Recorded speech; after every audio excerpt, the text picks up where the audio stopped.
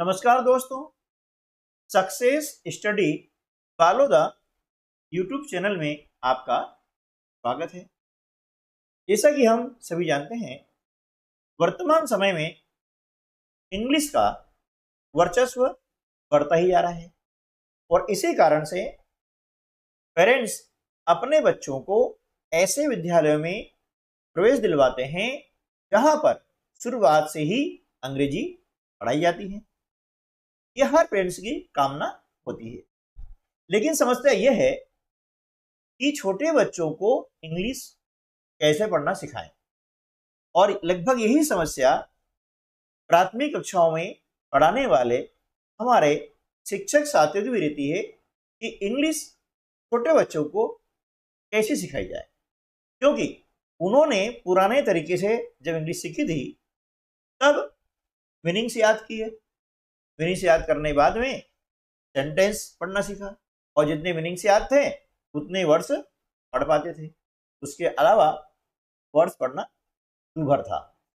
तो इन सभी समस्याओं के समाधान के लिए हमने छोटे बच्चों को अंग्रेजी कैसे सिखाएं, ये एक हमने सीरीज चालू किया हुआ है और उस सीरीज का यह पहला वीडियो है। चलिए शुरू करते हैं हम आज का अपना लेसन। देखिए, ओल्ड जो मेथड है उसके अंतर्गत हम मीनिंग याद करते थे और मीनिंग याद करके इंग्लिश पढ़ना सीखते थे, जो कि आज के युग में काफ़ी बोरियत वाला मामला बन जाता है और बच्चे इंग्लिश सीखने में उतना इंटरेस्ट नहीं लेते हैं। तो फिर क्या करें? तो फिर ये करें कि इंग्लिश को ऐसे तरीके से सिखाएं ताकि बच्चा खेल खेल में सीख जाए और उसको सीखने में इंटरेस्ट भी आए, आनंद भी आए। तो वह तरीका है फोनिक साउंड का। अब हमें मीनिंग्स याद नहीं करना होगी, ठीक है? मीनिंग्स याद नहीं करना होगी, हम मीनिंग्स बनाना सीखेंगे। और कैसे बनाना सीखेंगे ये आप सब हमारे क्रमशः वीडियो में देखते रहेंगे। हम जानते हैं कि हर भाषा में वर्ण होते हैं और हर भाषा में वर्णों की संख्या भी अलग अलग होती है। इंग्लिश भाषा में भी 26 लेटर्स होते हैं, यानी 26 वर्ण होते हैं, 26 लेटर्स होते हैं। बाकी भाषाओं में जो वर्ण होते हैं वो एक ही प्रकार के होते हैं, लेकिन अंग्रेजी भाषा में वर्णों को दो प्रकार से लिखा जाता है। पहला प्रकार होता है कैपिटल, जिन्हें हम बड़े अक्षर के नाम से भी जानते हैं।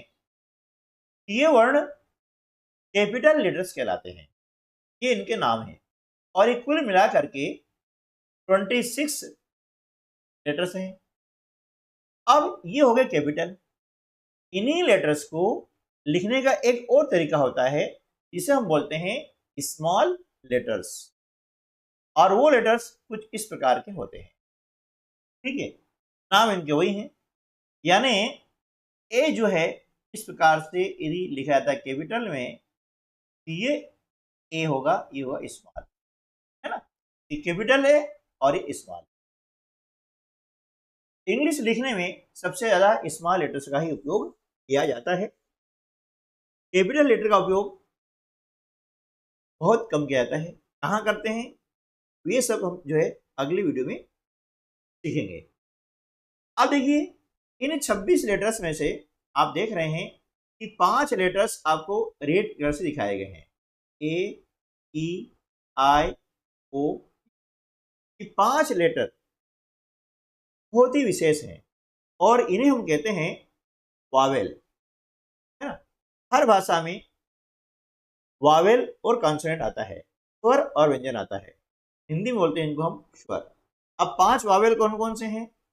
ए, ई, आई, ओ, यू। ये जो है 5 लेटर्स हैं। कितने लेटर्स हैं ये? 5 लेटर्स हैं, ठीक है? ये होते हैं वावेल। अब वावेल का उपयोग कहाँ होता है? वावेल का उपयोग होता है मात्राओं के लिए। हम जानते हैं कि बिना वावेल की सहायता के हम कॉन्सोनेंट का प्रोनाउंसिएशन यानी उच्चारण नहीं कर पाते हैं। ये बहुत ही महत्वपूर्ण है। अब अगला जो हमारा पॉइंट है वो है कॉन्सोनेंट का। भैया ये 26 लेटर्स हैं, इसमें से 5 लेटर हैं वावेल और रिमेनिंग 21 लेटर्स आर कॉन्सोनेंट, और जो बाकी के 21 लेटर्स हैं वे कॉन्सोनेंट कहलाते हैं। अब कॉन्सोनेंट कौन कौन से हैं ये देख लीजिए। यदि ए ई आई ओ यू को हम हटा लेंगे, बाकी जो लेटर्स बचते हैं वे हो गए कॉन्सोनेंट। ये सबसे मूलभूत जो है जानकारी याद होना चाहिए हमें। इसमें 5 वावेल होते हैं और 21 कॉन्सोनेंट होते हैं। ठीक है, अब इसके बाद में हम बात करते हैं लेटर्स की।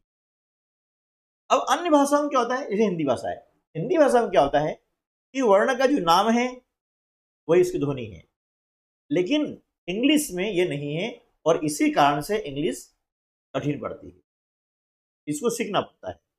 कैसे, देखिए इंग्लिश में जो लेटर्स होते हैं उन लेटर का एक तो होता है नाम और दूसरी होती है आवाज, हम कहते हैं साउंड, है ना। जैसे मान लिया ये लेटर के सामने है, इसे हम क्या पढ़ते हैं टी, क्या बोलेंगे इसको टी। अब बी इसका क्या है, ये नाम है, ये क्या है नाम है, लेकिन इसका साउंड क्या होगा ब, साउंड क्या होगा ब। कैसे, देखिए ये चित्र है, हम देख रहे हैं इसका नाम क्या है बेट, क्या नाम है बेट। इसका पहला जो वर्ण है उसकी ध्वनि क्या हो गई ब। इसी प्रकार से ये क्या है बॉल, बॉल का भी पहला वर्ण क्या हो गया ब। यानी हम देख रहे हैं कि ये बी इसका नाम है और ब इसकी क्या है साउंड है, क्या ये साउंड है। तो हमें साउंड को अच्छे से सीख, एक उदाहरण और लेते हैं। इसका नाम है टी, क्या नाम है इसका टी, और इसका जो साउंड है वो क्या है क।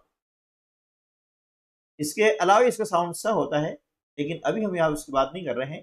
जो साउंड सबसे ज्यादा यूज होता है हम उसी साउंड की बात करेंगे। तो देखिए अब ये चित्र है, किसका है ये केक, क्या बोल रहे हैं इसको केक। तो क इसका क्या हो गया है पहली ध्वनि हो गई है, टी की ध्वनि क्या हो गई क, टी ब टी क। इस प्रकार से हमें सीखना है। अब इसका नाम क्या है डी है। अब डी का जो साउंड है वो क्या होगा ड, जैसे डॉग, हो गया डॉग हो गया। तो इस प्रकार देखा हमने कि जो इंग्लिश भाषा होती है उसके जो लेटर्स होते हैं उनका एक तो नाम होता है और दूसरी होती है आवाज। तो हमें यहाँ पर आवाज को अच्छे से सीखना है और बोलना है टी ब टी क डी ड। इसी प्रकार से आगे चलते हैं। तो अन्य जो कंसोनेंट हमारे हैं उनकी ध्वनियाँ क्या होती वो हम सीख लेते हैं। एफ ह जी ग एच ह जे ज के क। आप भी मेरे साथ में बोलते जाइए, जैसे बोलूं उसके बाद में आप बोलें और इसको सीखें। जब तक ये साउंड हमें याद नहीं होंगे तो हम जो मीनिंग्स है याद करते हैं, है ना, उनको रटना पड़ती है, वो नहीं रटेंगे। यदि ये साउंड सीख जाते हैं तो आपको मीनिंग रटने की जरूरत नहीं पड़ेगी, आप मीनिंग्स खुद बनाएंगे, स्पेलिंग खुद बनाएंगे। उन्हें आपको स्पेलिंग याद नहीं करना पड़ेगी, है ना, उन स्पेलिंग को आप बनाना सीख जाएंगे। कैसे सीखेंगे अभी हम आगे वीडियो में देखेंगे। एल ल एम म एन न टी प क्यू प आर र एस ट टी ट वी व डब्ल्यू व एक्स एक्स वाई य जेड ज। इस प्रकार से हमने अभी कॉन्सोनेंट की जो है फोनिक साउंड सीखे, है ना। इसी प्रकार से अब हम सीखेंगे साउंड ऑफ वावेल, यानी वावेल की साउंड क्या होती है वो हमें देखेंगे कि वावेल में होता है ए, ई, आई, ओ, यू। तो पहले हम देखते हैं जो पहला हमारा वावेल है ए, इसकी ध्वनि क्या होती है ए, अ और आ। इंग्लिश में कठिनाई सबसे ज्यादा यही होती है, इसमें जो वावेल होते हैं ना, इनकी अलग अलग ध्वनियां होती हैं। तो हम क्या करेंगे, ध्वनि सब जानेंगे और क्रमशः जो सबसे ज्यादा यूज की जाती है उस ध्वनि का प्रयोग हम पहले करेंगे, फिर कम करेंगे, है ना। इस प्रकार से हम सरल से कठिन की ओर चलेंगे ताकि इंग्लिश हमें जो है कठिन न लगे और आसानी से इंग्लिश पढ़ना हमको आ जाए। ए के 3 साउंड है, ए, अ, आ। इसी प्रकार से ई के साउंड है ए, अ और आई के साउंड क्या हो गए ई, आई और अ। कहीं पर आई का जो साउंड होता है ई होता है, कहीं कहीं पर आई भी होता है और कहीं पर अ भी होता है। तो इन्हें हम देखेंगे कि कहां पर किसका उपयोग किया जाता है, ये जानना जरूरी है ताकि हम सही उच्चारण कर पाए और स्पेलिंग बनाना सीख जाए। अगला जो वावेल हमारा है ओ का साउंड क्या है आ, ओ, यू। अब यू का साउंड क्या है अ, ओ। अब देखिए इनको एक बार फिर से हम जान लेते हैं, क्योंकि सबसे ज्यादा महत्वपूर्ण जो है इंग्लिश में वे हैं वावेल और उनका साउंड्स। सबसे ज्यादा परेशानी यही होती है और इनको हमें सीखना होता है। एक बार हम पढ़ लेते हैं ए, अ, आ, ई, ए, अ, आई, ई, आई, अ, ओ, आ, ओ, यू, अ, ओ। इस प्रकार से हमने आज के इस लेसन में अल्फाबेट्स में 5 वावेल होते हैं, 21 कॉन्सोनेंट होते हैं, ये सीखा है। और जो हमारे कॉन्सोनेंट हैं उनकी ध्वनि क्या होती है, वावेल की ध्वनियां क्या क्या होती है, इनके साउंड्स क्या होते हैं, ये हमने सीखे हैं। अब इसका अभ्यास करिएगा।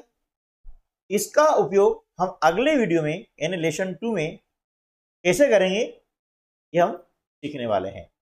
जब तक आज की लेसन में हमने जो आपको साउंड्स बताई है, ये जो साउंड्स याद नहीं है तो फिर अगले वीडियो में आपको समझ में नहीं आएगा।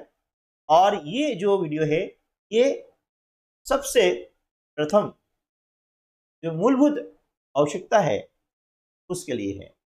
तो आप ये साउंड्स अच्छे से याद कर लीजिएगा। इसके बाद में हम मिलते हैं अगले वीडियो में। तब तक के लिए नमस्कार, जय हिंद।